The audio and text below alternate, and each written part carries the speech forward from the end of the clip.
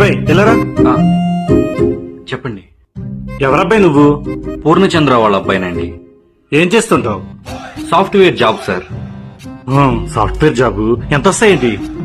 ఒక 50,000 దాకా వస్తాయి సార్. ఆ కార్ ఎవరిది? ఆ, నాదే సార్, కొత్తగా కొనుక్కున్నాను. నాకు 100 ఎకరాల పొలం ఉంది. నీకు మా అబ్బాయి తెలుసా? ఆ, లేదండి.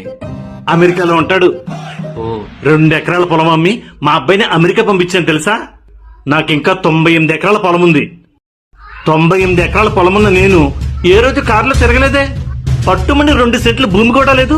నువ్వు నా ముందు కారులో తిరుగుతున్నావు. చిన్న చిన్న బతుకులు ఉన్న వాళ్ళకి పెద్ద పెద్ద ఆశలు ఉండకూడదు. ఒకవేళ ఉన్నా మాలోటోళ్ళ ముందు చూపించకూడదు. నువ్వెప్పుడు చేస్తావో నీకు తెలుసా? ఏం మాట్లాడుతున్నావురా? నువ్వెప్పుడు చేస్తావో తెలుసా రా అన్నాను రా. ఉన్న ఫలంగా నువ్వు పోయావనుకో, ఆ 98 ఎకరాలు ఉంటావురా. 98 ఎకరాల పొలం ఉంది. బొక్కలో లుంగి తొక్కలో చొక్క. అదే ఆస్తి నాకుంటే ఏం చేసేవాడిని తెలుసా? పట్టు బట్టలు వేసుకొని తిరిగేవాడిని.